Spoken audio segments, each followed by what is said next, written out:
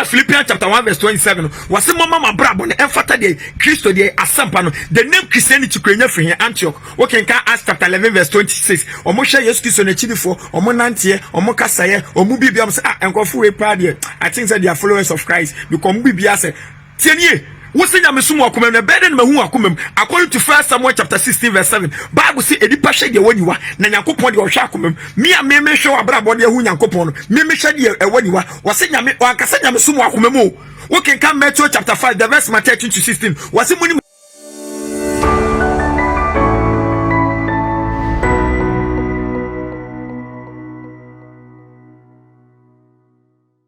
nyame hira o se de bia o saka video na wo share and then me be kan yankopon adwen akere won your some me fama obi bia o tie me obi bia o follow me bia won your some me fama on ye be very careful with the way you choose your pastors and the church to attend.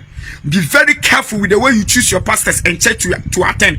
Me pacho tie ne tie nie osofo yankopon ne dema osofo nyankopon ne dema anopai mibusa se osofo na wote ne nase no asori a wokon nyame ne dema wo anasa wa na wo do choice emeki ye okay nka the book of Jeremiah chapter 3 the verse 15 was say and I the Lord will give you shepherd. King James Becker say and I the Lord will give you pastors and they shall feed you with wisdom, knowledge and understanding. They shall feed you with the word, wisdom, knowledge and understanding. Me pato osofo nyame ne dema. So when you say ensencheni binti ukura sonde wa osofo nka cha say mama sorry ukosra obi kura na oka say sorry me we subscribe to me the wachi break a loose your point na say maka ho. Be very careful.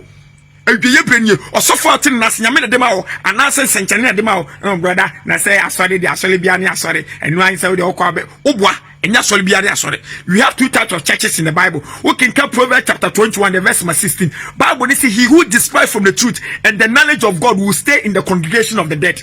Bible so bibi obefro fi the kwenchire mu wo say nipa kono obetena ensamanfo safo. Who does the ensamanfo safo belong to? Satan.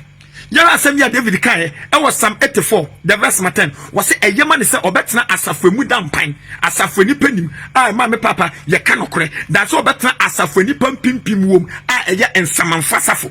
And obi bechu as obechu so asori a wonye rush asori demo ne nipa be say 20 30 no osofo busa say oh brother sister woni ya besume ana so besrai osofo no sikro osofo mbesram wo wu another church edipa be say 300 500 osofo busa no brother sister woni ya besume ana so be na no sikro osofo me ne mo besume because we population na wo ye word na mo gigi sika mu be edu chenye aye betu na mo gigi sika mu be edu. And the people take what they call selecting church to be mama papa as a yekuo titu kwa bochira de ntia bebre na akwa asore say wo wu ani name ceremony amanfo ba beboa no amanfo be say ne maami bi wu enu kire na abochire fo bogese wo bochenya bebre ofa nipa tena emu nai omo adwo mo de kwa asore no eto omo so kwa asore wana mama papa asore ndem anka so mo to ase mo party gan ase ekuo bi na committee mini asofo a wutie me Edweye brenie mini agidi ni a wutie me edweye brenie. Be very careful in how you choose your pastor. Pastor nyakopon edema what is your pastor feeding you e dia se no so for the name me twa wagi de sibibi so e dia se me see feeding you also Hosea chapter 4 verse 6 was say lack of knowledge my people what perish. Lack of knowledge my people perish. Bible is in dia me manim ti no me ma beira me pacho edweye brenie. Be very very careful. The church you attend, the pastor that you be under, it contributes to your 90% of what? Your salvation. It was soften out in the nation. Sending coupon the dema me pracho any DMO work out. Hey, there was a suffer for baby and so on Munya Okofo, on Kwaji Droba, many out of Mamika Seminchamo.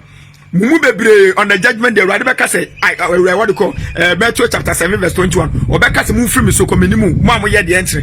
And this on Kwaji Dro. Unko fab any or magic be a mirror on them. But Mamika was secret. Many are suffer. Me part of video in your farm or suffer. Mamika secret with my canamia Japan natural. Working can Jeremiah chapter 7, verse 30. Bible say a fear be a mudding and couple de betosono. Some within a chiwadi a rough your pet. Nanya couple action home. Watching one. Lamentation chapter 2 verse 7. No the fear crown ashabon samsha.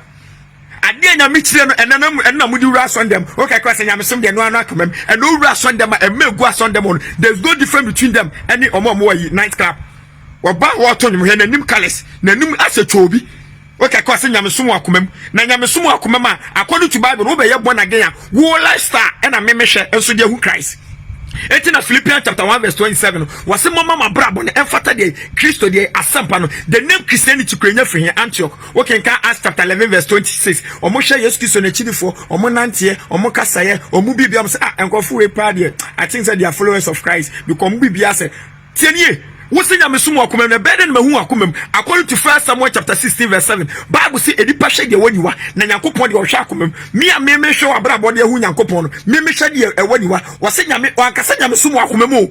Okay, come Matthew chapter 5, the verse 13 to 16. Wase munim say wo Kristonia wo tie me wose nyamesumu akomem. Wase munim say ya asaso senkyere. Na senkyere ya nda yemfanya hwibie me hwagu na nipa tietia so. Udu verse 6 wase munim say ya asaso so kanea. Yenso kanea fa hye kodo ase. Ye di six we man hyeren. Etimi mimi nam sumu no wo kanea na ehye na mehu Christ me so be hwe de waniwa no aka cham sanya me sumu akomam wo de imagine my mom story my ba wa sorry e bia me obi a me nkwa sorry me ta ko night club na wa twem say me invite deko me ba so dem no girls na dressing boys me who different between church and night club no me pia me mabiem and can't tell me so don't let anybody deceive you. We brainy is by the grace. I do meet me catch now when the menu of a would me. A radicin can't was at one yes, I was one yes, I forced teachings no. I cried ammonia crown, Yamasuma Kumem, and no ras on Damona, Yamasuma Kumem, and Melco leader, and Melco a phrase a qualida, na one proud 1 year, Yamasuma Kumem, and Talebasa Basaya, Yamasuma Kumem, and the try Yankoposu Chino.